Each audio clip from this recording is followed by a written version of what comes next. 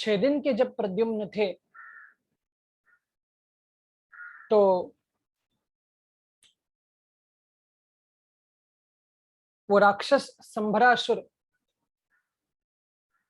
जिसको ये मालूम चल गया था कि कृष्ण के बेटे से ही मेरी मृत्यु होगी, उसने इस भगवान के बेटे प्रद्युम्न को उस द्वारका के समुद्र में जाकर के फेंक दिया, ये सोच करके कि ये तो अब मर जाएगा।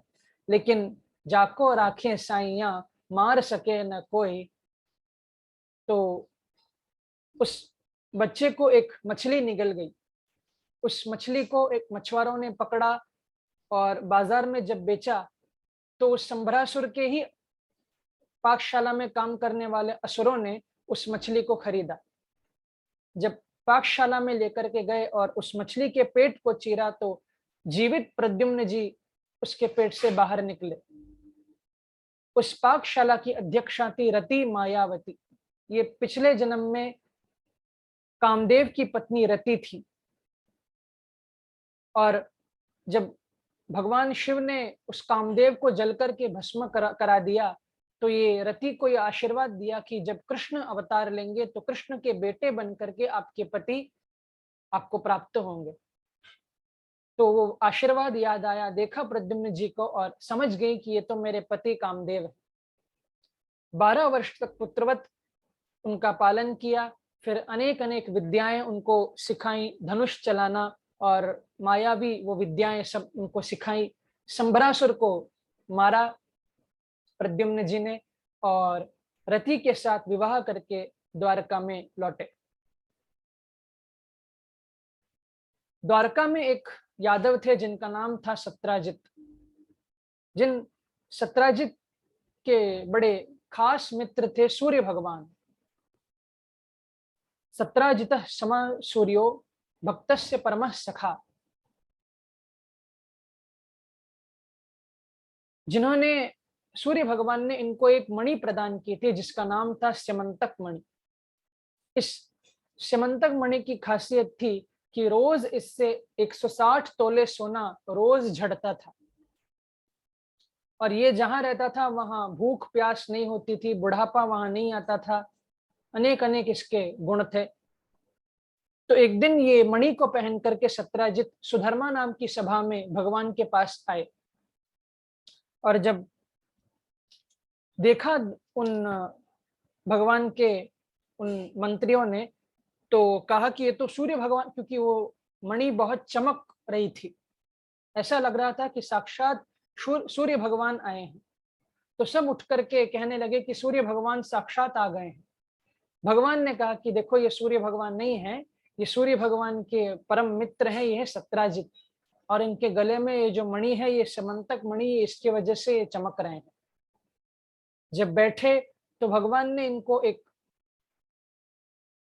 कहा, सलाह दी कि देखो सत्राजित, तुम्हारे एक ही बेटी है सत्यभामा, न तुमको कुछ काम भी नहीं करना है, तो ऐसा करो कि इस मणि को आप राजकोष में जमा कर दो, तो द्वारका के विकास में इसको हम यूज करेंगे। तो भगवान ने तो अच्छी सलाह दी, लेकिन इस सत्राजित के मन में ऐसा आया कि शायद लेने की इच्छा तो द्वारकाधीश की है, लेकिन बोल रहे हैं कि उग्रसेन को भेंट करो, क्योंकि उग्रसेन राजा थे। तो कुछ कहा नहीं, वही चुप होकर के वहां से उठ करके चले गए। एक दिन इन सत्राजित के छोटे भाई थे प्रसेन। प्रसेन हयमारुह्य मृगयाम व्यचरत वने। उसी समंतक मणि को पहन करके ये प्रसेन घोड़े पर बैठ करके शिकार खेलने के लिए गए। शिकार तो इनके हाथ नहीं आया, लेकिन एक शेर ने इनका प्राणांत कर दिया। जब वापस सत्राजित ये प्रसेन लौटे नहीं, तो सत्राजित गए पीछे देखने के लिए, तो देखा कि प्रसेन मरा पड़ा है, घोड़ा भी मरा पड़ा है, लेकिन मणि नहीं है। अब भाई की मृत्यु का इतना उसको गम नहीं था, कहा कि मणि कहाँ गई। तो घर में जब वापस आए, शंका हुई कि हो न हो द्वारकाधीश ने ही मेरे भाई को मार करके मणि ले ली है। तो घर में आए और पत्नी को ये बात कह दी कि देख, मैं तुझे एक गुप्त बात कह रहा हूं, किसी से कहना नहीं। हो न हो मेरे भाई की का प्राणांत करके द्वारकाधीश ने वो समंतक मणि चुरा ली है। तो अब स्त्रियों को कोई बात कह दे और पेट में बचे, ये कैसे हो सकता है? क्योंकि स्त्रियों को श्राप है ना, कर्ण का श्राप है। आपको मालूम है कि स्त्रियां कोई भी बात बचा करके अपने पेट में नहीं रख सकती। उनको वो एक अंदर से आता है तो उनको बोलना ही पड़ता है, नहीं तो उनका पेट में कोई बात पचती ही नहीं। तो करने करने जपन जना, एक एक एक कान से दूसरे कान, दूसरे कान से तीसरे कान हो करके भगवान तक वो बात पहुंच गई, उद्धव जी तक बात पहुंच गई। उद्धव जी ने कहा कि लोग द्वारका में कह रहे हैं कि आपने प्रसेन को मार करके वो समंतक मणि चुरा ली है, क्या ये सत्य है? भगवान ने कहा कि ये तो सत्य नहीं है, शायद मैंने भादों सुदी चौथ का चंद्रमा देखा है जो मुझे झूठा कलंक लग रहा है। क्योंकि गणेश जी का श्राप है, जो भाद्रपद मास में जो गणेश चतुर्थी आती है, भादों सुदी चौथ, इस दिन के चंद्रमा को गणेश जी का श्राप है। क्योंकि उस दिन गणेश जी का जन्म दिवस है। तो एक दिन गणेश जी बड़े मतवाले होकर के अपने मूषक पे सवार होकर के जा रहे थे वहां कहीं, क्योंकि एक एक देवता का अपने विचरण का समय होता है। तो गणेश जी के विचरण का समय था शाम का समय। तो जब विचरण कर रहे थे तो नीचे पानी थी, देखा नहीं, तो फिसल गए गणेश जी और धम्म से गिर गए। तो चंद्रमा वहां से देख रहा था, तो उसने मजाक उड़ाई, हंसे। तो गणेश जी को थोड़ा गुस्सा आई कि कहा कि मैं गिर गया हूं एक तो, और तुम देख करके हंस रहे हो। तो श्राप दिया चंद्रमा को कि जो तुमको आज तुम्हारा दर्शन करेगा, उसको बिना किसी कारण के उसको कलंक लगेगी। उसने भले वो काम किया ना हो, फिर भी उसको कलंक लगेगी, झूठा कलंक लगेगा। ऐसा श्राप चंद्रमा को दे दी। तो क्षमा मांगी चंद्रमा ने। तो उपशाप के रूप में ये गणेश जी ने ये वरदान भी दिया चंद्रमा को कि भले आज के दिन तुमको कोई देखा तो झूठा कलंक लगेगा, लेकिन संकष्टी चतुर्थी के दिन जो तुम्हारा जो मेरे लिए पूजा करके व्रत करेगा और तुम्हारा दर्शन उस दिन करेगा और व्रत को खोलेगा, तो उसके सारे संकट दूर हो जाएंगे। ऐसा आशीर्वाद गणेश जी महाराज ने दिया। तो इसलिए भगवान को उस महिमा को प्रकट करना था। तो भगवान ने कहा कि हमने शायद उस चतुर्थी के चंद्रमा को देख लिया है। तो भगवान घबराए नहीं।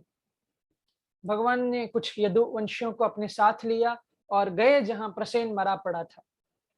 तो देखा कि प्रसेन मरा पड़ा है और घोड़ा भी मरा पड़ा है। आगे जाकर के देखा तो शेर के पंजों का निशान था। जब आगे गए तो शेर भी मरा पड़ा था, लेकिन मणि नहीं थी। आगे उसके गए तो जामवन जी की गुफा प्रभु को दिखाई दी, जहां बाहर जामवन जी की बेटी जाम्बवती उस मणि से खेल रही थी। तम पूर्वम नरम दृष्टवा धात्री चुक्रोश भीतवत। जब भगवान को देखा तो चीखते चिल्लाते हुए जाम्बवती अंदर चली गई। भगवान ने यदुवंशियों को कहा कि चलो गुफा के अंदर चलें, कि देखते हैं क्या है अंदर। तो यदुवंशी बोले कि प्रभु बस, अब हम आगे आपके साथ नहीं जा सकते, हमको डर लग रहा है। तो कभी आपको सत्य की खोज करना हो तो शायद ऐसा हो सकता है कि कुछ दूर आपके साथ आपके मित्र, आपके बंधु, सखा सब साथ आए, लेकिन ये सोच में मत रहना कि अंत तक तुम्हारे साथ ही रहेंगे। अगर तुमको सत्य प्रकट करना है तो तुमको ही उसको आगे लेकर जाके सत्य को प्रकट करना होगा। तो भगवान अकेले उस गुफा के अंदर गए और देखा कि जाम्बवन जी थे। जाम्बवन जी ने पहचाना नहीं भगवान को, युद्ध शुरू कर दिया। 28 दिन तक युद्ध चला। भगवान ने जाम्बवन जी की नस नस ढीली कर दी। जब 28वें दिन जाम्बवन जी ने वो भृगुलता का चिन्ह भगवान के वक्षस्थल पर देखा, तो समझ गए ये तो मेरे प्रभु राम हैं। तो क्षमा मांगी और कहा प्रभु से कि आपने ये लीला क्यों करी, मैंने आपसे युद्ध किया। तो कहा भगवान ने कि देखो जाम्बवन जी, जब राम अवतार में हम थे तो आपके अंदर बड़ी शक्ति थी। आपको आपके मन में ऐसा हो रहा था कि मैं किससे युद्ध करूं, कि कौन मेरे बराबर है। तो देख देख करके आपकी दृष्टि मेरी ही ओर जाती थी, और लेकिन आप मन मसोच करके बैठ जाते थे कि इस अब मैं भगवान से कैसे युद्ध करूं, हम तो एक ही टीम में हैं, कैसे राम से युद्ध करें। तो मुझे यही इच्छा आपकी पूरी करनी थी, तो इस अवतार में हमसे युद्ध करके आपकी वो इच्छा पूर्ण हुई। तो जाम्बवन जी ने अपनी बेटी जाम्बवती को का विवाह भगवान से किया और दहेज में वो मणि रख दी। मणि लेकर के आए, सत्राजित के पास दिया और सत्राजितम समाहूय सभायाम राजसन्निधौ। आदि से अंत तक सारी कथा भगवान ने इस पूरी सभा में सत्राजित को सुनाई कि कैसे हमने इस मणि को लाया, हमने सत्राजित आपके मणि को नहीं चुराया है। सत्राजित लज्जित हुए और अपनी बेटी सत्यभामा का विवाह भगवान से कराया और फिर दहेज में वो मणि रख दी कि ये मणि आप ही रखिए। लेकिन भगवान ने कहा कि देखो, मुझे पहले ही इस मणि की वजह से बहुत समस्या हो चुकी है, अब मुझे ये मणि नहीं चाहिए, ये मणि आप ही रखो।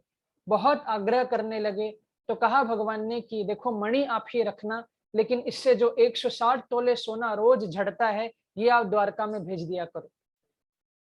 तो भगवान के एक ससुराल से 160 तोले सोना रोज आया करता था, लेकिन भगवान उसका कुछ दुरुपयोग नहीं करते थे, द्वारका के विकास में उसको लगाते थे। तो इस प्रकार भगवान की 3 विवाह हो चुकी हैं, रुक्मणी, जाम्बवती और सत्यभामा। आगे फिर मद्र देश की कन्या लक्ष्मणा को भगवान ने प्राप्त किया, नग्नजिति को प्राप्त किया, फिर भद्रा को प्राप्त किया, और इस प्रकार से 8 विवाह मुख्य भगवान के हुए। ये 8 जो भगवान की पटरानियां हैं, यमुना जी से भगवान का विवाह हुआ, क्योंकि एक बार यमुना जी तप कर रही थी, कालिंदी जी, तो अर्जुन को भेजा भगवान ने कि देखो ये कौन तप कर रही है। तो अर्जुन जब गए तो कहा इस कालिंदी जी ने कि अहम देवस्य सवितुर दुहिता पतिमिच्छति विष्णु वरेण्यम वरदम तपः परम आस्थिता। मैं विष्णु को पति बनाने के लिए यहाँ तप कर रही हूँ। तो अर्जुन गए, भगवान को लेकर के आए और विवाह कालिंदी जी का और भगवान का होला। बोलो यमुना पटरानी की जय। तो यमुना जी से भगवान का विवाह हुआ कालिंदी जी के साथ। तो इस प्रकार 8 पटरानियां भगवान की हुई। ये 8 पटरानियां भगवान की जो है ये अष्टदा प्रकृति स्वरूपा हैं। जैसे गीता में भगवान ने कहा कि भूमिरापो नलो वायु खम मनो बुद्धिरेव च अहंकार इति यम्मे भिन्ना प्रकृतिरष्टधा। तो ये 8 ये प्रकृति स्वरूपा ये 8 पटरानियां हैं। आगे फिर नारद जी एक बार द्वारका में आए और कहा कि हृत कुंडल बंधुना, उन देवताओं के की माँ अदिति के कुंडल और इंद्र का छत्र इस भौमासुर ने हड़प करके अपने राज्य प्राग ज्योतिषपुर में लेकर के गया है। आप प्रभु उनका उद्धार करें, और 16,100 जो रानियां हैं छोटी छोटी, उनको भी इसने बंदी बना करके रखा है। तो भगवान ने सत्यभामा को साथ में लिया और गए हैं प्राग ज्योतिषपुर, जहां उस नगर में पहले बाहर एक इनका मंत्री था जिसका नाम था मुर। उस मुर नाम के असुर को भगवान ने मारा, तो भगवान का नाम पड़ा मुरारी। बोलो मुरारी भगवान की जय। अंदर गए, उस भौमासुर को, नरकासुर जिसको कहते हैं, तो उसको मारा है। और इसी दिन आपको मालूम है नरक चतुर्दशी हम लोग मनाते हैं, तो इसी दिन भगवान ने इस नरकासुर को, इस भौमासुर को मारा है सत्यभामा के कहने पर, और उन 16,100 रानियों को मुक्त कराया। उन रानियों ने प्रार्थना की कि प्रभु, हम तो अब अकेली हो चुकी हैं, क्योंकि हम बहुत साल इसके कारागार में रह चुकी हैं, तो अब हमको कौन अपनाएगा। तो भगवान ने कहा कि जिसको कोई नहीं अपनाता उसको मैं अपनाता हूं। तो भगवान ने 16,100 कन्याओं को अपनाया। जब वापस जा रहे थे तो इंद्र के यहाँ से जो पारिजात वृक्ष था, क्योंकि इंद्र को वो छत्र वापस प्रदान की भगवान ने इस भौमासुर से, तो सत्यभामा को वो पारिजात के फूल अच्छे लगने लगे। तो एक फूल इंद्र ने तोड़ा, ये सत्यभामा जी ने तोड़ा, तो इंद्र बड़ा कोपित हो गया और युद्ध करने लगा भगवान के साथ। भगवान ने इसको अच्छी तरह सबक सिखाई और पारिजात का एक वृक्ष ही लेकर के वो भगवान ने उस आंगन में सिरत सत्यभामा जी के लगा दिया। और आगे फिर भगवान और रुक्मिणी जी में थोड़ा हास्य परिहास हुआ है। इसकी कथा भगवान ने यहाँ सुखदेव जी महाराज ने सुनाई। भगवान के पौत्र हैं अनिरुद्ध, जिनका विवाह एक दुर्योधन की बेटी लक्ष्मणा के साथ और वो बाणासुर की बेटी उषा के साथ हुआ था। जिस बाणासुर के युद्ध के समय ही भगवान कृष्ण और शिव का के बीच में थोड़ा युद्ध हुआ लीला में, जिसमें महेश्वर ज्वर श्री भगवान शिव ने छोड़ा और वैष्णवी ज्वर कृष्ण ने छोड़ा। और इस वैष्णवी ज्वर ने माहेश्वर ज्वर को परास्त किया और भगवान की स्तुति की। तो ऐसा कहते हैं कि जो इस कथा को, ये ज्वर के संवाद को जो सुनता है, उसको 3 दिन का जो ज्वर आता है उसको वो नहीं लगता, उससे भय नहीं होता। तो वो कथा यहाँ सुनाई। उषा के साथ भगवान का विवाह, क्योंकि बाणासुर प्रहलाद जी के वंश में ही आता है। तो भगवान शिव ने वो याद दिलाया कि प्रभु आपने नरसिंह अवतार में ये वचन दिया था कि मैं इस वंश में किसी को 21 पीढ़ी तक किसी को मैं नहीं मारूंगा। तो ये उसी वंश में आता है, प्रभु आप इसको प्राणदंड मत दो, क्योंकि ये बाणासुर भगवान शिव का भक्त था। तो भगवान शिव ने इस बाणासुर को प्राणदान दिया। और फिर अनिरुद्ध जी आए हैं द्वारका शादी करके। नृगो नाम नरेंद्र हम इक्ष्वाकु तनय प्रभु।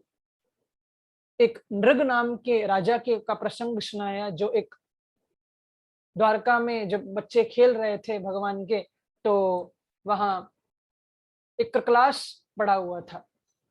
जब उस कृकलास को देखा तो भगवान को आवाज लगाई। भगवान ने उस कृकलास को, एक गिरगिट, कृकलास कहते हैं गिरगिट को, तो उसको जब स्पर्श किया तो ये दिव्य रूप धारण करके आ गए। कहा कि मैं नृग नाम का एक राजा था सूर्यवंश का, और एक बार मेरे यहाँ एक ब्राह्मण आए थे, तो अयाचक ब्राह्मण, उनको मैंने गौ दान की थी, लेकिन उनकी गौ मेरे गौ में आकर के मिल गई, तो एक दूसरे ब्राह्मण को मैंने वही गौ दान में दे दी। जब दोनों ब्राह्मणों में थोड़ा विवाद हुआ, तो मैंने दोनों को गाय ने दी और गायों को अपने पास ही रख लिया। तो इस वजह से, क्योंकि दान दिए गए वस्तु को मैंने अपने पास रखा, तो इसलिए मैं इस गिरगिट की योनि में पड़ा हूं प्रभु। भगवान ने अपने पुत्रों और पौत्रों को शिक्षा दी कि देखो बच्चों, जो अपना धन या पराया धन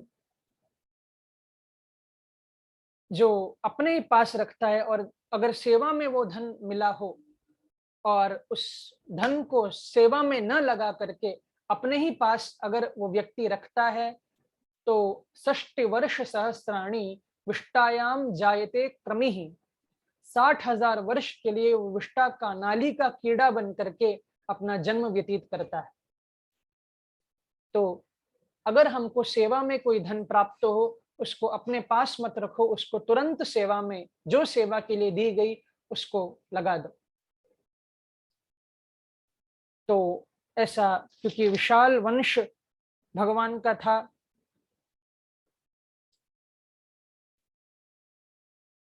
भगवान के 56 करोड़ यादव थे। उन 56 करोड़ यादव को सिखाने पढ़ाने के लिए 3 करोड़ 81 लाख अध्यापक भी भगवान ने लगाए, नियुक्त किए।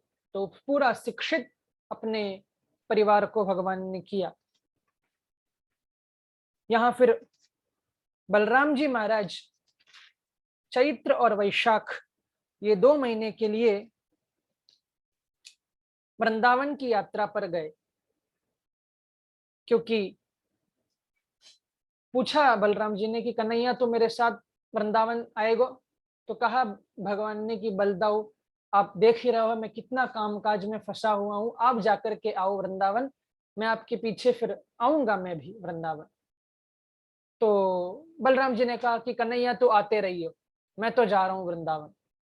तो चैत्र और वैशाख, ये 2 महीने के लिए, ये अभी वैशाख महीना चल रहा है, तो 2 महीने के लिए चैत्र और वैशाख के लिए ये बलराम जी महाराज वृंदावन को गए हैं।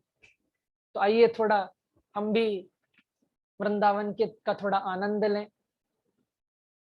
वृंदावन में तो भैया हमेशा क्या गूंजता है, राधे राधे राधे राधे।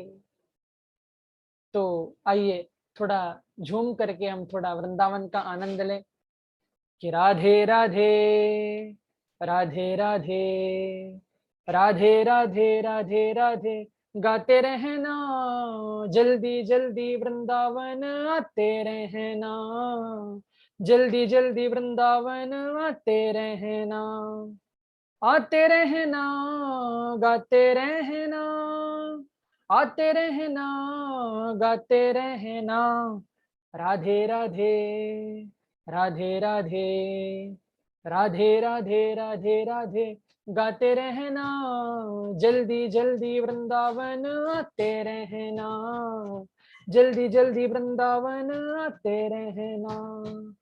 वृंदावन आके तेरे भाग खुल जाएंगे, वृंदावन आके तेरे भाग खुल जाएंगे, यमुना नहा के सारे पाप धुल जाएंगे, यमुना नहा के सारे पाप धुल जाएंगे। तो क्या करोगे वृंदावन आकर के, तो बार बार यमुना नहाते रहना, बार बार यमुना नहाते रहना, जल्दी जल्दी वृंदावन आते रहना, जल्दी जल्दी वृंदावन आते रहना, राधे राधे राधे राधे राधे राधे राधे राधे, गाते रहना जल्दी जल्दी वृंदावन आते रहना, जल्दी जल्दी वृंदावन आते रहना। वृंदावन एक बार जो आ जाएगा, वृंदावन एक बार जो आ जाएगा, दिल बार बार फिर से आना चाहेगा, दिल बार बार फिर से आना चाहेगा। तो राधे राधे राधे राधे। तो वृंदावन में केवल आइयो ही मत, क्या करो, वृंदावन की परिक्रमा लगाते रहना, वृंदावन की परिक्रमा लगाते रहना, जल्दी जल्दी वृंदावन आते रहना, जल्दी जल्दी वृंदावन आते रहना।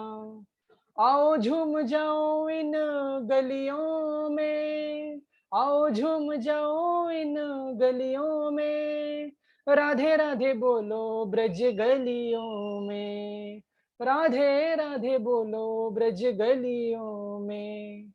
और राधे राधे बोल करके क्या करोगे, संतों की प्रसादी भी पाते रहना, संतों की प्रसादी भी पाते रहना, जल्दी जल्दी वृंदावन आते रहना,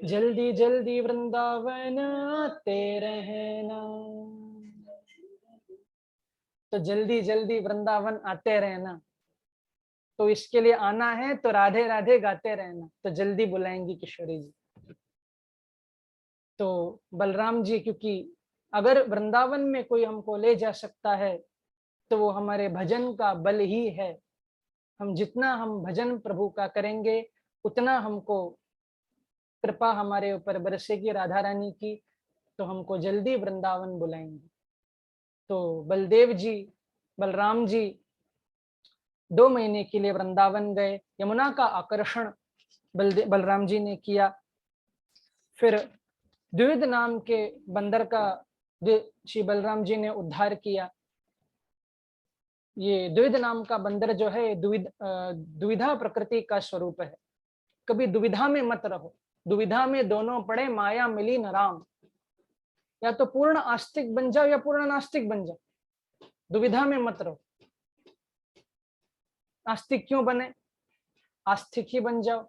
नास्तिक बन करके क्या मिलेगा, कम से कम आस्तिक रह करके तुमको अच्छे अच्छे दर्शन मिलेंगे, अच्छे अच्छे प्रभु का वो दर्शन, सुंदर वो उत्सव मनाने को मिलेंगे, और उससे भी बढ़िया सुंदर सुंदर प्रसाद भी तो खाने को मिलेंगे। तो ये कौन, नास्तिक को कौन खिलाता है, तो आस्तिक ही बन जाओ। तो द्विध नाम के बंदर का उद्धार श्री बलराम जी ने किया। ये पौंड्रक नाम का एक राजा था जो मिथ्या वासुदेव बन करके बैठा था। भगवान के ही समय में देखो एक झूठा भगवान पैदा हो गया। इसके 2 तो हाथ थे और 2 हाथ इसने लकड़ी के बना लिए और कहता था कि मैं ही भगवान हूं, और द्वारका में जो है ये झूठे भगवान, ऐसा ये कहता था। तो जब भगवान तक ये बात पहुंची तो भगवान बड़े जोर से हंसे और कहा कि ये तो कलिकाल में ऐसे भगवान नए नए पैदा होंगे, तो मेरे ही समय में मेरे सामने पैदा हो रहे हैं। तो गए भगवान और इस पौंड्रक नाम के इस राजा का उद्धार किया। इसके मित्र काशी नरेश का भी वध भगवान ने किया। फिर श्री बलराम जी ने रुक्मी का वध वहां हस्तिनापुर में किया, क्योंकि छल किया था श्री बलराम जी के साथ। तो वहां हस्तिनापुर में जाकर के हस्तिनापुर का आकर्षण भी किया और रुक्मी का वध भी भगवान ने किया। समय समय पर भगवान अपने गृहस्थ का दर्शन नारद जी को दिया करते थे, क्योंकि नारद जी गृहस्थ का भगवान का दर्शन करने के लिए आते थे। तो जब नारद जी पहले रुक्मिणी जी के महल में आए और सोचा भगवान ने कि 16,108 इन कन्याओं को भगवान कैसे संभालते होंगे, तो ये दर्शन करने के लिए नारद जी आए। पहले रुक्मिणी जी के यहाँ आए तो रुक्मिणी जी ने कहा कि प्रभु आप थोड़ा स्नान कर रहे हैं, मैं आप रुकिए, मैं अभी भगवान को बुलाती हूँ। नारद जी ने कहा मैं अभी आऊं। दूसरे महल में सत्यभामा के महल में गए। जब नारद जी ने पूछा कि भगवान कहाँ है, बोले नारद जी भगवान संध्या वंदन कर रहे हैं, आप रुकिए मैं अभी बुलाती हूँ।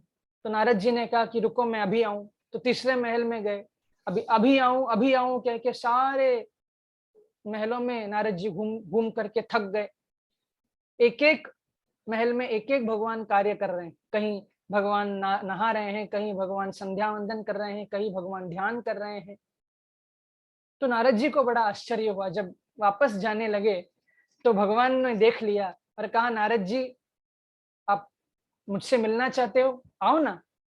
तो भगवान को कहा नारद जी ने, प्रभु मैं अभी आऊं। तो भगवान ने कहा कि सुबह से शाम हो गई, अभी तक आपकी अभी आऊं खत्म नहीं हुई क्या? मैं सब जानता हूं आप क्यों आए हो यहाँ। देखो आप यही देखने के लिए आए हो ना कि कहीं किसी महल में मैं न रहूं और आप कृपा करके चले जाओ। तो देखो नारद जी, अगर मैं ऐसे रहूंगा तो 16,108 पत्नियों को कैसे मैं तृप्त करूंगा। तो मैं 16,108 ही रूप धारण करके सभी के महल में मैं रहता हूं और सभी को मैं आनंद प्रदान करता हूं। मगध से एक दूत यहाँ द्वारका में आया और आकर के ये संदेश दिया भगवान को कि 20,100 राजा उस जरासंध ने अपने कैद करके रखे हैं, प्रभु आप उनकी रक्षा करें। श्री नारद जी भी वहां पांडवों की ओर से आए थे और कहा कि पांडव राजसूय यज्ञ करना चाहते हैं और प्रभु इस राजसूय यज्ञ करने में एक ही बाधा है, ये जरासंध। तो उद्धव जी के साथ मंत्रणा की भगवान ने और भगवान ने कहा कि इस जरासंध को मारने में दोनों की भलाई है। तो पहले हस्तिनापुर गए और भीम और अर्जुन को लेकर के भगवान यहाँ मगध को आए और उस जरासंध से युद्ध का दान मांगा। युद्धम नो देहि राजेंद्र द्वंद्वसो यदि मन्यसे युद्धार्थिनो वयम प्राप्ता राजन्या नान्य कांक्षण। जब युद्ध का दान मांगा तो ये जरासंध समझ गया कि ये कोई ब्राह्मण नहीं है, तो समझ गए कि ये कृष्ण है और ये अर्जुन और भीम है। कृष्ण को जब देखा तो कहा जरासंध ने कि तुम तो 17 बार मेरे से युद्ध में भाग गए हो, तुमसे क्या लड़ना। जब अर्जुन को देखा तो कहा कि ये मेरी बराबरी नहीं कर सकता। जब भीम को देखा तो कहा कि हाँ मैं भीम से युद्ध करूंगा।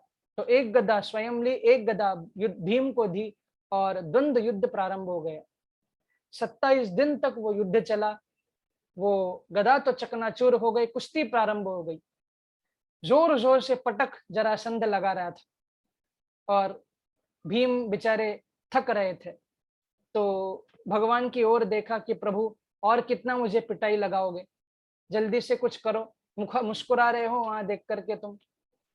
तो भगवान ने एक तिनका उठाया, 2 भाग में चीर करके भीम को दिखा दिया, क्योंकि ये जरासंध जो था जब जन्म इसका हुआ था ये 2 भागों में इसका जन्म हुआ था। जरा नाम की राक्षसी के द्वारा इसका संध इसको एकत्र किया गया, तब इसका नाम पड़ा जरासंध। तो इस भीम ने फिर कुश्ती के नियमों का उल्लंघन किया, इस जरासंध को पटका और 2 भागों में इसको चीरा और दायां हिस्सा बाईं ओर फेंक दिया, बायां हिस्सा दाईं ओर फेंक दिया। इसका प्राणांत हुआ। वो 20,100 राजा को मुक्त कराया और मुक्त करा करके जब बाहर आए तो इन्होंने प्रार्थना की भगवान के चरणों में।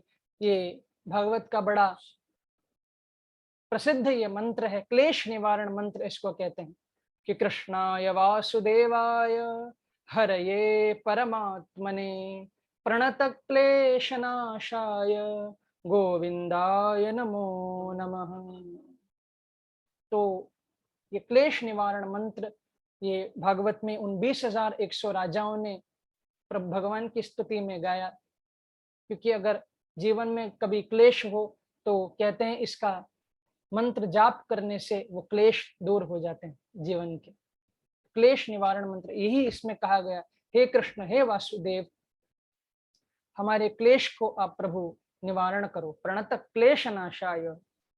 हम आपको प्रणाम करते हैं, हमारे क्लेशों का आप निवारण करो, ऐसा इसमें कहा। तो उन राजाओं को सुख प्रदान किया भगवान ने, भक्ति प्रदान की। और इसके बाद फिर उस राजसूय यज्ञ को भगवान ने कराया। जब प्रथम पूजा किसकी हो इसकी चर्चा हुई तो नकुल और सहदेव ने कहा कि भगवान की ही प्रथम पूजा होनी चाहिए, लेकिन शिशुपाल नहीं माना, गालियां बकने लगा। इसको वो श्राप थी कि अगर ये 100 गाली से एक भी गाली ज्यादा देगा तो इसका प्राणांत भगवान कर देंगे, ऐसा भगवान ने कहा था। तो ये पहले ही 100 गाली घर में देकर, क्योंकि रोज नियम बना करके आता था कि 100 गाली मैं भगवान को दूंगा, तो पहले ही 100 गाली ये घर पे देकर के आ चुका था। यहाँ अपन इसको होश नहीं रहा, ये ग्वाल हियो हियो करने वाला, गैयों के पीछे जाने वाला, इसकी हम प्रथम पूजा करेंगे। तो ऐसे अनाप शनाप भगवान के बारे में बकने लगा। तो जब 100 से गाली ज्यादा हो गई तो भगवान ने सुदर्शन चक्र लिया और शिशुपाल का सर धड़ से अलग करके इसका प्राणांत किया। शिशुपाल का वो तेज निकल के भगवान के श्रेयंग में विलीन